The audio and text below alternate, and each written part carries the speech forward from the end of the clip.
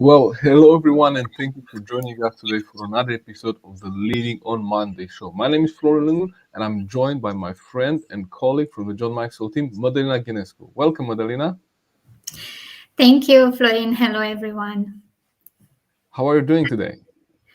I'm a little concerned about today's context with the war just around the corner, and I'm very happy that we can continue this discussion with leading in difficult times. And I know that we already started this topic last week, and we want to continue this week with some other topics that are very important for leaders to know and to find out how can they lead in difficult times. Either if it's a business context, which can be difficult for them, or either it can be an external cause, like something happening in their country. How can we deal with that situation? So, Florin, I would like to ask you first of all, what do you think it's important for leaders to know to continue the discussion from last time? How can they lead in difficult times? What else can you tell us? Yeah, thank you, Madalina. And it's very true that probably most of us, and definitely all of us watching this, we just couldn't just see what's going on in Ukraine and just watch. So, as a leader, we have a responsibility to do something in it. I shared last time that we have sometimes some blind spots. So, for example, as a leader, we have to have a realistic view, first of all, of the situation, right? So now we're already 2 weeks in a conflict that started, kind of we didn't expect it. This is something shocking, right? But now we're 2 weeks in, right? So some of us maybe thought that this will be over in a few days.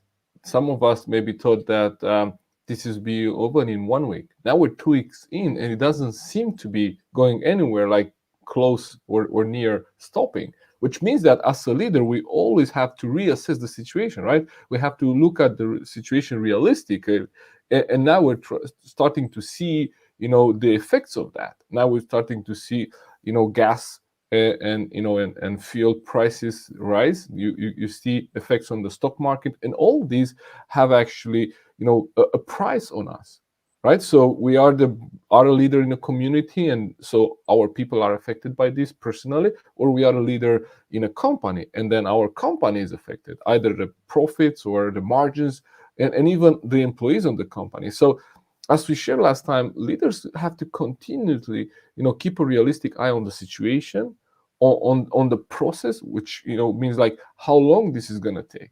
Like, what are the prognosis? Is this gonna end in a week or two? Is this gonna end in tomorrow? Like, we all pray for this to end tomorrow, but is it realistic for that to happen? Right? Do we see this? Where do we see this going? Like, if we tune in into trusted, news outlets, what do you see there, right? Do you see this going to be like when we started COVID, right? We thought this is going to be maybe a few months, right? So many analysts gave COVID maybe just the 6 months, or the season of 2020 started in Europe maybe in the spring, and we say, oh, by the autumn this will be gone, right? But now in 2022, we're still talking about COVID. So as a leader, we really need to have this realistic view on the situation, on how long it's going to take, and also on the price. Now we're starting to already see the effects of what's going on in Ukraine, and we see the price, either the share price, or many companies, many organizations decided to stop doing business with Russia and shut down their operation. That comes with a price, right? So as a leader, Yes. we always have to keep in mind these three things, right? The situation, the process, and the price. Does it make sense? Yeah, it makes sense. Thank you, Florin, for that. So, what can you tell us about choices that leaders are making or they need to make during these difficult times? Yeah, that's a great question, because the worst thing we could do as leaders is do nothing, and we know already that leaders never stay still. That's why we're leaders, right? We're not leaders just to wait and see and be a spectator. No, so we're making things, we're doing things, and I think there is two kind of choices that we as leaders make, and there are some choices that we made before the crisis, right? What we say is that success and a crisis, they do not change people, because we say, well, a crisis or people having success changes them. That's not true. What happens is that success or a crisis, it only reveals what's already inside, right? So Yes. if we look now at any leader, being them, and we look at their reaction to the crisis, it only shows what's on the inside. So when we talk about values and mission and responsibilities that companies and leaders have, these are things that they have chosen before the crisis, right? So most Yeah. companies have these mission statements, they have responsibilities, they take responsibility for their people and also maybe for the sustainable development of the world. But those are things that they chosen before the crisis. Now what happens in the crisis, these are just revealed, right? And so if we have said, well, for example, people are important to us as a company, but now in difficult times, we make choices that are in contradiction with what we said it's important to us. It says a lot about us, right? So, Yes. so there are some choices we made before the crisis that now are revealed, in times of crisis and in times of pressure. And so this it's a critical moment for us as a leader, right? If we say people are important to us, now it's the moment where we could actually, back up our words and kind of walk our talk, right? Yes, you're right. Actually, I'm thinking while you were talking, and I find it very interesting when you said that, let's say, the bad choices will be definitely revealed during a crisis. Oh, that's a big one, because how can you, as a leader, know that you might make a wrong choice when you make a decision? How can you make sure that the choice that you're making at that moment is not going to be a wrong one on a long term? Can you tell us a Yeah, little bit about that? sure. This is again, I mean, you have this gift of asking really good questions, because this is again a really good question for us. I mean, how do I know that I'm making the right choice, right? Yeah, Uh, I, in, I in, think in, sorry to interrupt you, but I think this is not only for leaders. But I think it's also for every other any person, right? Because I'm also thinking about that since I was a little girl. I wasn't a leader at 5, but I was thinking, how can I do, and how can I choose wisely? Well, for that age, mhm. how can I choose wisely, and it's not going to affect me on the long term? So I think this is a question for anybody here listening to us today. How can Yeah, we make sure that the decision is going to be a good one? yeah, and that's the challenge in a crisis, because not knowing what the development of the crisis is going to be on the long term, Yeah. it is not easy for us to kind of assess, you know, what the effects of my choice today is going to be in the future. But there are some choices that leaders make. I mean, there are two aspects to these questions, right? One aspect is um, the two type of questions that leaders, comparing to those following, or just not being necessarily a leader, they are leaders, maybe a leader in their family, but in the workplace they're not the leader. So the decision is not on their desk, right? So we call those followers, right? So when we look at followers and leaders, we see that they ask themselves different things. And the kind of question you just raise to the surface, that's a question that we all ask ourselves: how can I make the right decision? How can I make the decision that is not gonna affect me, or is gonna affect us the least on the long term? And this is great for us, but it's almost impossible to know what is going to be the right decision. So what we have found, that Yes. leaders ask themselves a slightly different question, and the question is, am I confident that the decision that I'm making today is a decision that I can live with, Oh, right? yes. So it's not if this is the right decision, but is a decision that I can live with, because it's almost impossible for me to make the right decision, and when I'm waiting for the right decision, you know, I lose timing. because many people right now sit and wait, what is the right decision, what can I do, and what is right to do right now. And in order for us to know if this is going to be the right decision or not, we really need to assess the situation, maybe to wait until we see more of the development of the situation. Maybe we need to gather more proof in order to make that decision. But what happens is that as a leader, we need to ask ourselves, is this a decision that I can live with? Like, is this a decision that if tomorrow I meet with Madalina on the street and I can look her in the eye and say, I made the right decision. I made a decision. I think I made the right decision. That was the decision that I can live with, right? So that's kind of the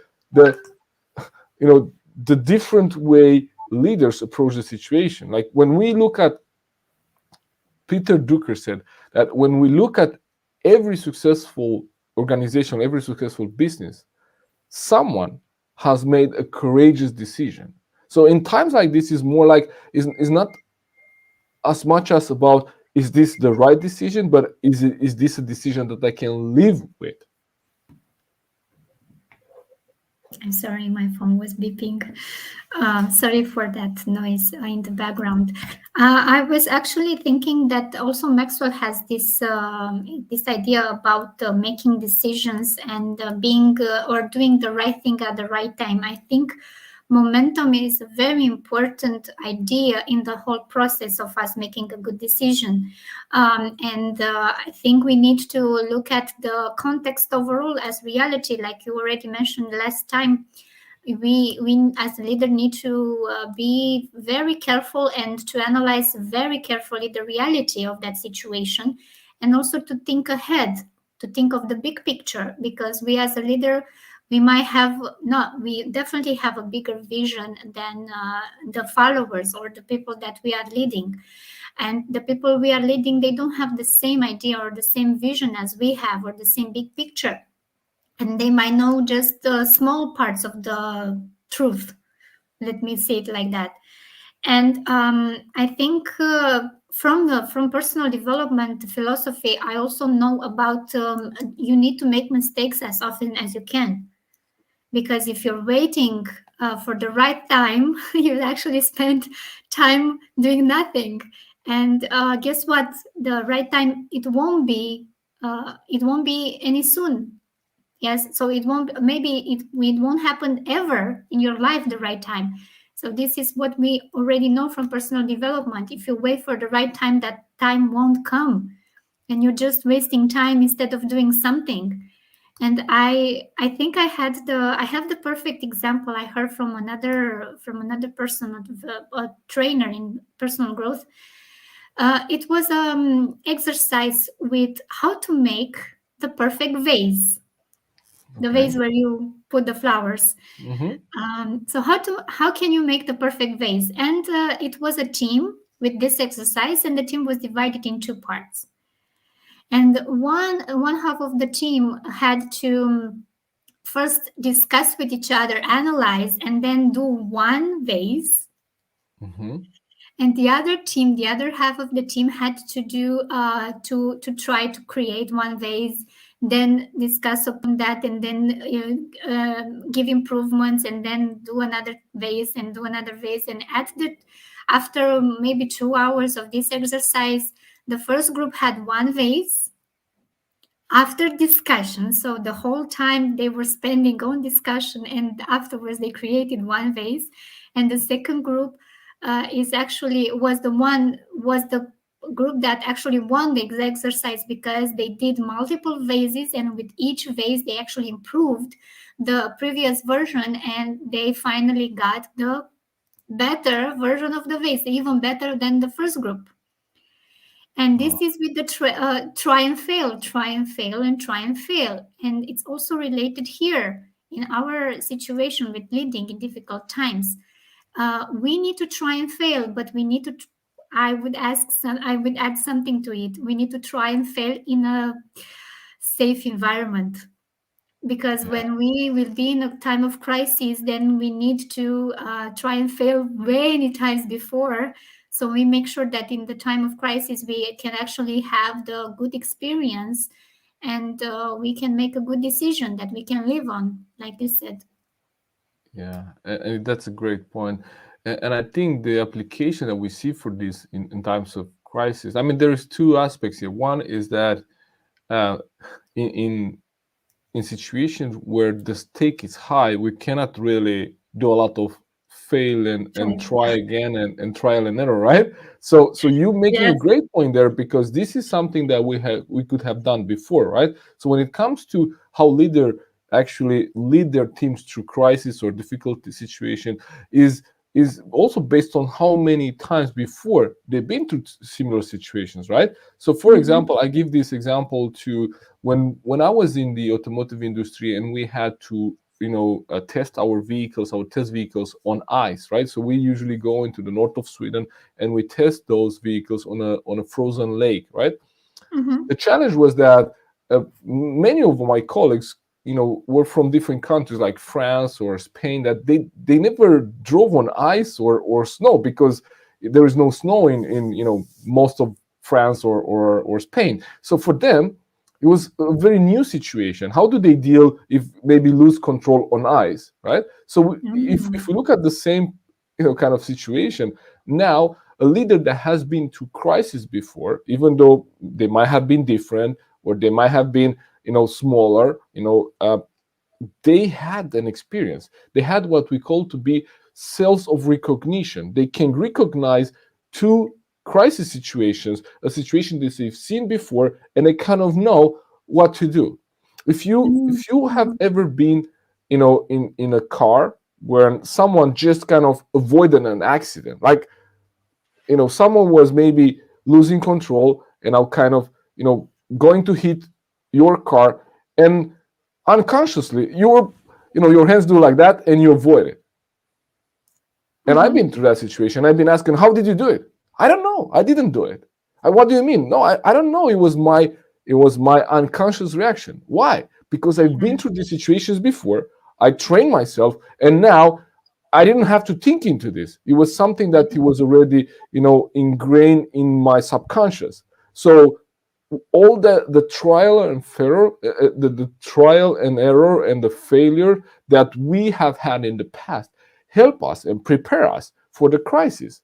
And so that's a really really good point, because if we would have been a realistic leader and had maybe planned in the past that, well, okay, this might happen, and in case this happens, what are our options? Now we are much more prepared to deal with the situation. And the choices that we have to make in this situation are first of all, are courageous choices, right? In times of crisis, stakes are high, and that's why so many wait and see. If we go into, I'm not trying to go into any politics or anything like that, but if we look at the challenge we see in Europe here, is that we are dependent on gas and oil from Russia. And now we have a choice that we have to make. We have a choice. We either, all of us, pay a higher price for those utilities for heating our houses, but we know it's the right choice and we could live with that, even though it might be hard for maybe, I don't know how long it's going to take. Maybe the next, decade, or I don't know how long it's going to take us to go from where we are today, where some countries are 90% dependent on fossil fuel, to other countries that, like Sweden, are less than 50% dependent on fossil fuel. Like, I don't know how long this journey is going to be, but I know that if we look at, is this a decision that I can live with? Definitely it is. Is it a tough choice? Absolutely, right? So as leaders right now, we have, the stakes are really high. We have choices that are courageous choices for us to say, like all the companies that say, no, I'm not going to do business with Russia anymore, they made a courageous choice. And this is what leaders do in this situation. They make courageous choice. The second type of decisions, they make priority decisions. Right now, what is the priority number one for us, right? Is it profits, or is it people, right? And how do you balance profit and people? Because that's one of the questions, right, that many of us have. Like, people are important to us, but if we lose our business in that part of the world, how do we deal with people and profit, right? So that's a tough question that so many leaders have. Mm. I think this is a very good idea for leaders to have their council advisors. That really is a very important thing for the leaders to do in this time of crisis, because one mind can think on one perspective, but several minds can have a brighter experience and can have brighter many other possibilities and many other perspectives.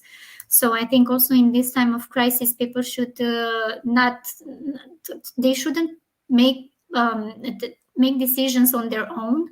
They need to discuss with other people in different areas, not only in their let's say in their field, because they come up with different kind of perspectives. And of course this is a big choice, or a big, let's very tough decision to make. Do you want to still continue to make business with Russia or not in this context?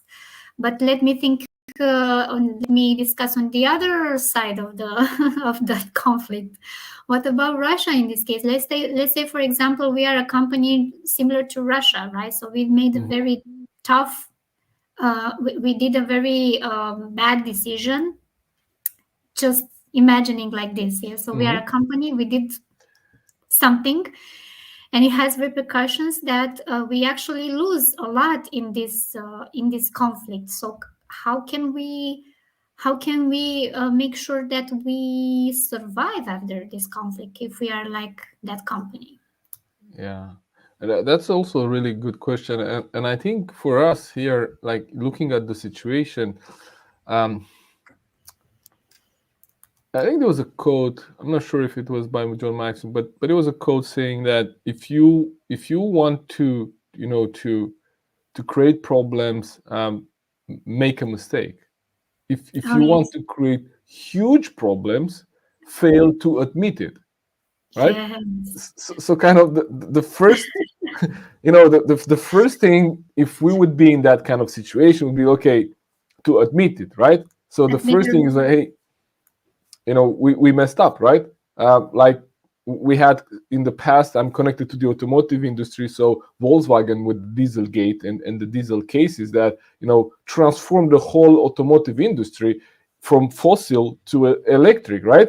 Just because of something, a mistake they made, but they acknowledge it and say, we made a mistake, and now we are part of the change, and now we're leading to all electric vehicles, and that's what we wanted to create in the future. So I think the first thing, if we would be in that situation, is to just admit that we made a mistake, and then try to reconcile and try to rebuild the relationship that maybe we affected. And this is, if we look at the situation here, and this was very similar to COVID. Now, here, maybe we see this differently just because we have someone to blame for the situation we're living in Eastern Europe. We know who's now responsible. With COVID, it was very difficult to kind of point the finger to a virus, right? Although we had scenarios about from where that came, but that's a different story. But now, Yeah, that's a if we compare these two situations, we might yeah, believe that with this with this situation we're living in right now, we can blame someone, right? And we say, hey, you are responsible for starting this, then you are responsible now for stopping it, right? But in both of these scenarios, we live in a situation which is very, very similar. So we had, uh, uh, again, we thought about the old normal, and now we're talking about the new normal. And it seems like this was something we thought about, a year ago. Now we're in a new situation, which, since COVID was something that reshaped our thinking and the society when it comes to health and what the virus can do, and to remote work, like companies, as you mentioned in one of the previous episodes, were not so open to working from home. Now they are. So the virus completely changed and shaped the way we travel, the way we do business, the way we run our companies and organizations. Now this new crisis also shapes the way we feel about security. Like, where can you say you're safe if now we see what's happening, and we see that most of the Western society, it's powerless, or it seems to be powerless. So this has shaped the way we see society and the way we see peace. And so we had old normal, which we have kind of to let go, because we cannot just forget about a thing. One of the things I share is like, when we look at, is this a crisis or not? Well, if we cannot say about this, let's forget about the whole thing and move on with our lives, that's a crisis. We cannot definitely say about COVID that way. We cannot say about this situation that let's forget about the whole thing and then move on with our lives, which means that we are really in a crisis situation. So we had a before a crisis, a old normal. We have a new normal, and now we're kind of in the situation where the old normal and the peace we had before um, is not here anymore.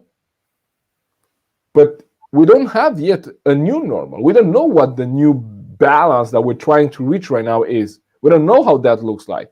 We don't know who's going to win in this conflict. We don't know where the force is, the balance in force. We don't know what's going to happen. So we're really kind of in a situation where we feel that we don't know what to do, and we're kind of lost a little bit. I'm lost. I'm here talking to you and sharing these strategies, but in one way, and in one area of my life, I'm also lost, because I'm looking at these things and I'm trying to figure out what the development is going to be, and I'm not sure what that's going to be. So as leaders, we have to acknowledge that some of us are still attached to the old way of doing things and the old normal. Some of us just wait and wish for the new normal, or we're even taking action and shaping that new normal. And some of us are just in the middle. We're kind of lost there. We kind of acknowledge that that's not here, but we don't really know what the new normal is. So as a leader, we actually have a really important role in all this cycle. But it's also important for us to acknowledge, where are we? I know with COVID, it took me 1 month until I kind of, got out of this being lost, because I couldn't believe all those things. I couldn't believe that this is going on. I couldn't believe that countries after countries after country were shutting down or closing, isolating. And so now, because I've been through that, it took me only, a few days or maximum a week. But we have to acknowledge, as leaders, sometimes we might be in this situation. And if we are in that situation, we're lost, then what kind of example do we give for our people? Right? So I don't know where you're at, but some of us are there lost, and we need to acknowledge that. Well, okay, where am I in this? If you take last time you shared with us, right? 7 stages of a crisis, right? Is that shock in the beginning, then is denial, and then we kind of acknowledge that this is happening, right? So we really have to take to take stacks and look at where are we, where are we as an organization, what are we doing right now, and acknowledge it. This is, maybe we've been passive for too long. Now we really need to do something. This is not going to go away very soon. Wow. Thank you, Florin, for that. Let me sum it up because we are almost at the end of our meeting now. So leaders, first of all, need to have a crisis management before. So they need to take actions for them to be to create that intuitive reflex when the crisis comes. They also need to understand the reality, where are their place in this situation. They might feel lost, and in this case, they need to discuss with other people, like advising counsel. So the choices that they need to make is at least the ones that they can live with afterwards. So it's a very important step. And also they need to be very flexible, because usually a crisis comes with a new order afterwards. So the reality might, or the normal will might be different than the old normal. So in this situation, people need to be very flexible, and also to realize that the people that they are leading, people in general are very how do I say it?